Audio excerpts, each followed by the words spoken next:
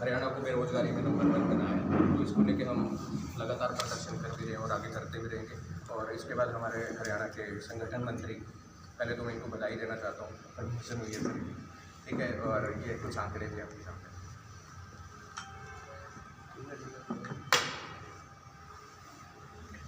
जैसे आपको मालूम है 9 साल से ये सरकार सत्ता के अंदर है, 10वां साल चल रहा है, फिर चल गया है। हम सरकार से एक ही बात पूछना चाहते हैं। कल करनाल के अंदर सीएम साहब से बात करना चाहती थी आम आदमी पार्टी की रखा हुआ और भारी भरकम युवा उसके अंदर सम्मिलित हुए पूरे हरियाणा से। बहुत अच्छा प्रदर्शन हुआ, शांतिप्रिय प्रदर्शन था, लेकिन वहाँ भी खट्टर सरकार ने अपनी औकात दिखा दी और वहाँ पर भी लाठियाँ डंडे बरसाए। हमारे काफ़ी लोग उसके अंदर घायल हुए, नेता भी घायल हुए और आम जनता के लोग भी उसके अंदर घायल। ये शर्मनाक है और आम आदमी पार्टी टोटल हरियाणा इसकी निंदा करता है। दूसरे खट्टर साहब कहते हैं हमारे यहाँ 5% बेरोजगारी की दर है। ये आंकड़े हैं, मेरे आंकड़े नहीं है, हरियाणा सरकार के आंकड़े हैं। आज से 3 महीने पहले 36% बेरोजगारी दर है। 2 लाख पद इनके पास स्वीकृत हैं जो वो खाली पड़े हैं, उनके भरने का कोई प्रयास नहीं किया जा रहा है। उसके बाद अगर युवा नौकरी मांगता है, कौशल विकास के जरिए नौकरी है, 18,000 रुपये में क्या कोई परिवार चल सकता है? आम आदमी पार्टी ये पूछना चाहती है। और हरियाणा सरकार की बात मैं और करता हूँ, एजुकेशन डिपार्टमेंट के अंदर ही उच्च शिक्षा के अंदर, प्राथमिक शिक्षा के अंदर 71,000 पद तो शिक्षा विभाग में खाली पड़े हैं। पुलिस डिपार्टमेंट के अंदर 21,000 पद इनके खाली पड़े हैं और ये कहते हैं कि हरियाणा के अंदर बेरोजगारी नहीं है। तो इस सरकार की नीतियों के खिलाफ आम आदमी पार्टी लगातार किसी ना किसी मुद्दे के ऊपर इनको घेरते रहते हैं हम लोग, लेकिन कोई जवाब नहीं आता। और जब अच्छी तरह घेरने की कोशिश की जाती है तो फिर लठों से खट्टर साहब उसको दबाने का प्रयास करते हैं। लेकिन इनको ये मालूम नहीं है आम आदमी पार्टी क्रांतिकारी साथियों की पार्टी है, क्रांतिकारी विचारों की पार्टी है, क्रांति को लेकर आगे आई है। हम लोग लठों से दबने वाले नहीं हैं, झुकने वाले नहीं हैं, ये आंदोलन जारी रहेंगे। मैं एक बात और करूँगा आपसे कि इन्होंने कहा था पिछले साल के 50,000 नौकरियाँ हम 2023 में देंगे। 1,000 से ऊपर की अगर ये कहीं दिखा दें, हमें हम चैलेंज करते हैं इनको कि 1,000 से ऊपर अगर इन्होंने नौकरी दी हो, स्थायी नौकरी, तो ये अपना श्वेत पत्र जारी करते हैं, हम मान लेंगे। और मैं गारंटी देता हूँ हम लोग राजनीति छोड़ देंगे। 2023 में 30 बार इनके पेपर लीक हुए। इससे ज़्यादा शर्मनाक क्या हो सकता है? खिलवाड़ बना के रख दिया लोगों ने। अभी लोकसभा के अंदर भी एक बिल पारित किया गया, लेकिन बिल ही पारित होता है, काम किसी के ऊपर नहीं होता।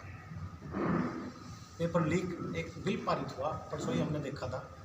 तो लेकिन बिल पारित होता है, काम कुछ नहीं होता। सेंट्रल गवर्नमेंट हो चाहे स्टेट गवर्नमेंट हो, बिल्कुल युवा सड़कों के ऊपर है, कोई कदर नहीं है, बेकदरी हो रही है।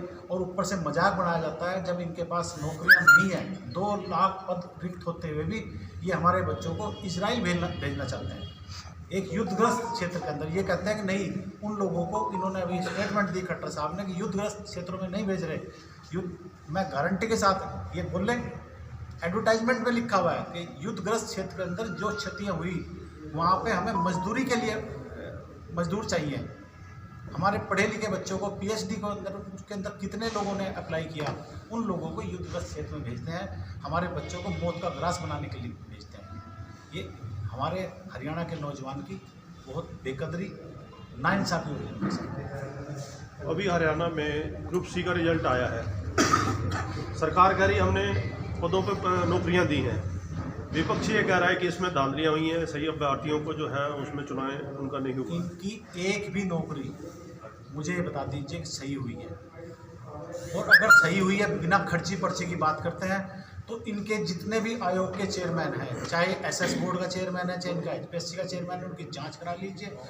उनके पास आज से 5 साल पहले क्या था और आज क्या है। अगर मैं कैमरे के ऊपर बताऊंगा तो बहुत बड़ा खड़ा हो जाएगा। अगर कोई डिटेल चाहिए तो मैं आपको दे देता हूँ। एसएस बोर्ड के चेयरमैन हमारे डिस्ट्रिक्ट से आते हैं, मेरी विधानसभा से आते हैं, उनकी जांच करा लीजिए, पता लग जाएगा कहाँ से आया उनके पास ये धन, काला धन कहाँ से आया।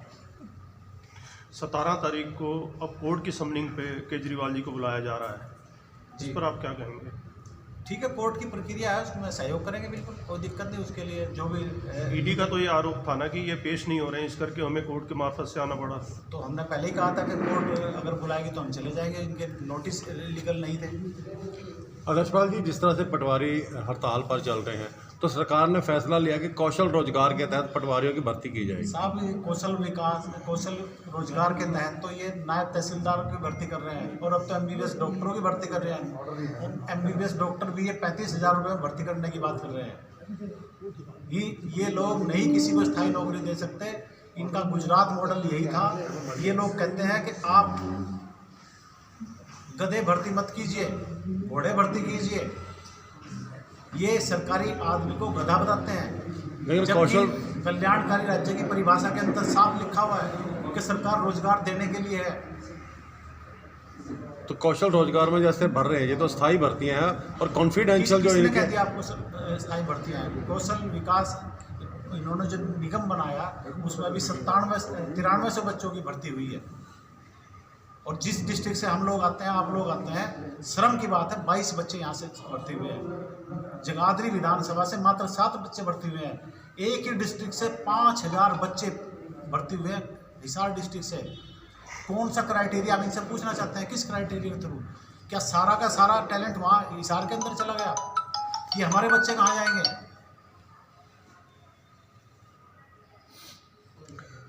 क्या यहाँ बेरोजगार नहीं है? इंडस्ट्री यहाँ खत्म हो चुकी है। मेटल इंडस्ट्री जगाधरी के अंदर थी, वर्ल्ड वाइड नाम था, आज कहाँ है? सरकार की नीतियों के जो मैं तो कुनीति कहूँगा, उनके कारण ही वो ध्वस्त हो चुका ढांचा पूरा पूरा। प्लाई बोर्ड का बिजनेस कितना बड़ा, एशिया की सबसे बड़ी मंडी हमारी प्लाई बोर्ड की मंडी मानी जाती थी। सबसे ज़्यादा प्लाई बोर्ड हम प्रोड्यूस करते थे। आज क्या हालात है? 650 यूनिट थे, आज मुश्किल से 270 यूनिट चल रहे हैं, वो भी 1/4 कैपेसिटी में चल रहे हैं। किसान एक बार फिर दिल्ली की तरफ कूच कर रहे हैं। 13 तारीख को प्रदर्शन किया जाएगा, दिल्ली का घेराव। साहब मुझे ये बता दीजिए, खुश कौन है? किसान की जो दुर्दशा इन्होंने की, एमएसपी के लिए एक कमेटी बनाई गई थी, कहाँ गई वो कमेटी? इनका 2.5 साल इंतजार करने के बाद अब दोबारा से किसानों ने अपनी तैयारियां कर ली। 13 तारीख को कूच करने की दिल्ली की तैयारी हो चुकी है। किसान जो भी आंदोलन करता है उसका लट्ठों से स्वागत करते हैं। और खट्टर साहब की तो एक नीति बन चुकी है, जो भी आएगा प्रसाद के रूप में लट जरूर देंगे।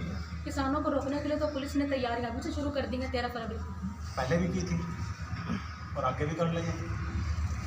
जिस प्रकार से ईडी का प्रयोग किया जा रहा है, ईडी को आगे लाया जा रहा है, जो भी उन आवाज़ उठाता है उसके ऊपर ईडी का चाबुक साहब लगा है। ये पूरे देश को एक डराने की नीति इन लोगों, और एक इमरजेंसी का टाइम हम और आप तो बहुत छोटे थे, हमने सुना है, हमने कुछ देखा भी है, थोड़ी थोड़ी